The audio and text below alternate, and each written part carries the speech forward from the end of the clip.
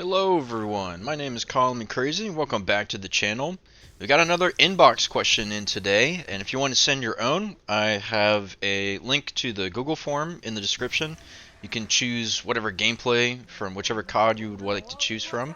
And I might actually make a section in there, maybe from this video, if you want to include zombies or not in it as well. Because this person, for this question today, they actually put in a no preference. So I decided to match it with some Mob of the Dead because their question talks about something creepy. And when I mean creepy, I mean this. The question goes as follows. Do you have any creepy stories from something that happened to you, either unexplainable or explainable? Super easy, simple question. So I came up with two stories that I can think of off the top of my head when I was presented this question and when I read it. And one is definitely explainable and kind of funny at the same time. And then one is sort of just like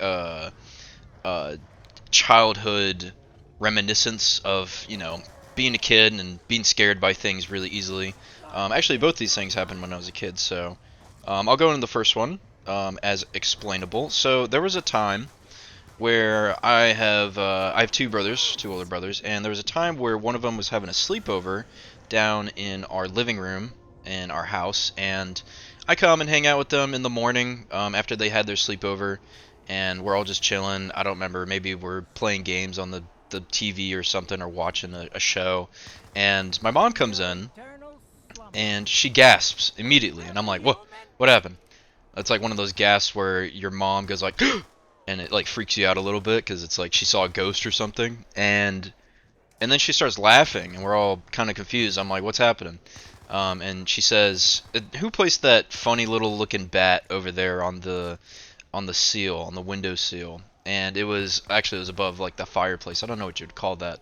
So we have a fireplace in our living room, and we all simultaneously turn our head just like a cartoon. We all look over to the other side of the room where the fireplace is, and then right above it there's like a little ledge, and we see a bat just hanging out right there. She thought it was a gag bat, like a little fake bat someone just planted there to scare her, and we all look right back at her, and we're like, we didn't put that there. That's not a fake bat. And then we all look back at it, and it's just sitting completely still right there, and we're all freak. And then all of a sudden we all freak out. We're like, "Oh crap! There's a bat in the room! Like it's just a whole ass bat." And I think it came through the chute.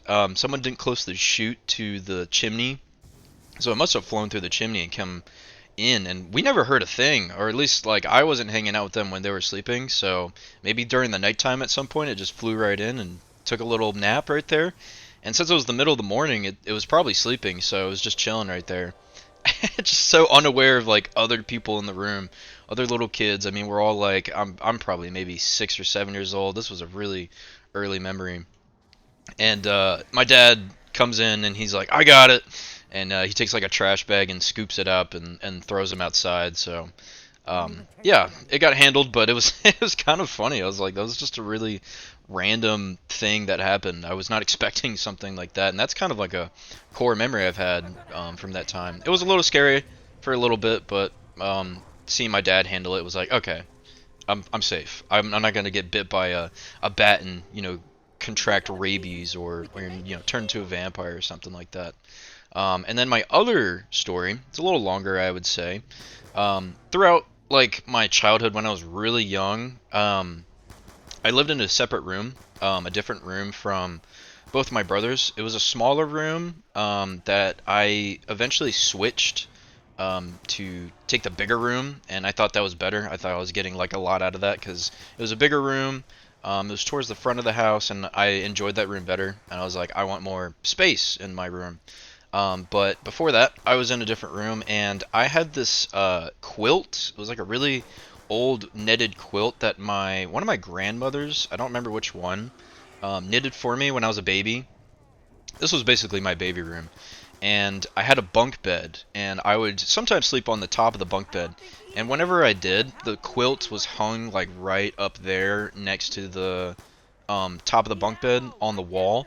And for some reason, this just was like, I don't know why this happened, but I would get crazy bad nightmares. I mean, like wake up in the middle of the night sweating my balls off like crazy nightmares. And I would always remember like one specific one that would get me like every week, it felt like for a year, um, where I would be like self-projecting myself in where I'm sleeping. Like I would be able to see myself sleeping in my bed, and fucking for some reason like a portal would open, and Ronald McDonald from McDonald's would like come through the portal and like stretch his arms like Mr. Fantastic and like tickle me till I could not stop laughing and like started crying and it started to hurt really bad.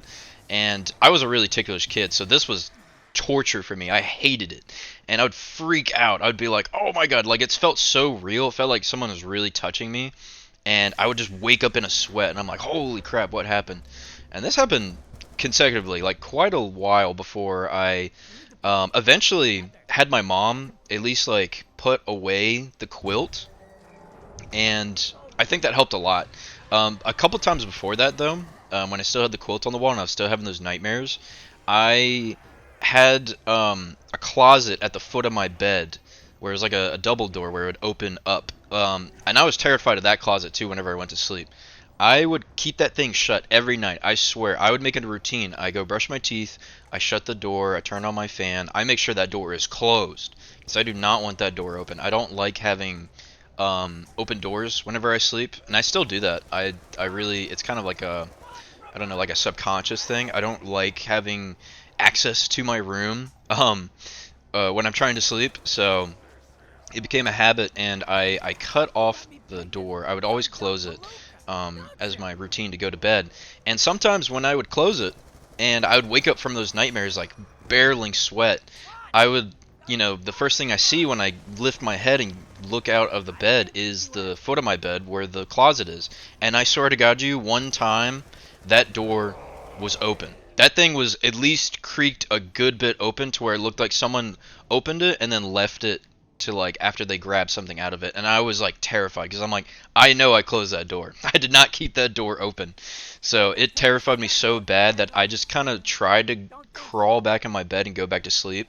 And I swear it'd feel like someone is like breathing on the back of my head. It was so terrifying. I was a scared little kid. Did not like having those nightmares and being scared as a kid. And it's kind of ironic because nowadays I love watching like scary movies. I like getting spooked every once in a while. It's kind of like a fun thing that I like to do. It's not like a part of my, I would say, like personality. I don't go out of my way to get scared all the time, but it is fun. I enjoy it a lot more than I did as a kid. And yeah, as soon as my mom took away that quilt, I had way less nightmares. And I don't think I really ever had that like Ronald McDonald nightmare again, where he's tickling me to death. And then I also switched rooms, like I said earlier, with my brother to get more room. And I was also like, you know what? You can have the scary room that gives me nightmares all the time because I don't want that anymore. Like that was literally half my reason to switch rooms. One was to get a bigger room, and two was to get out of nightmare room. So I just never stuck in there ever again. I was like, screw that. I do not want to go back in there.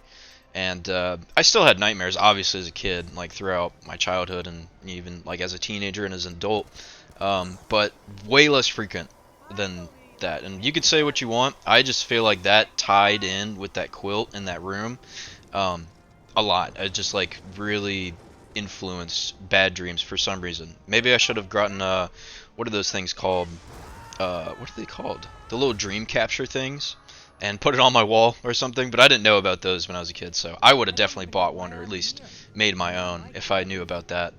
But yeah, those are my two creepy stories. Hope you guys enjoyed. I thought it was more like a funny, like a funny video rather than a creepy video. But I can't really explain the second one, so you can kind of leave it up to interpretation, however you please. And yeah, I thanks for sending this question. I appreciate you putting in this question, and I hope you enjoyed. And I will do more. I have some more to look forward to, and I hope the gameplay was satisfying enough to go with this video, and I appreciate you guys watching, and I'll see y'all next time. Bye!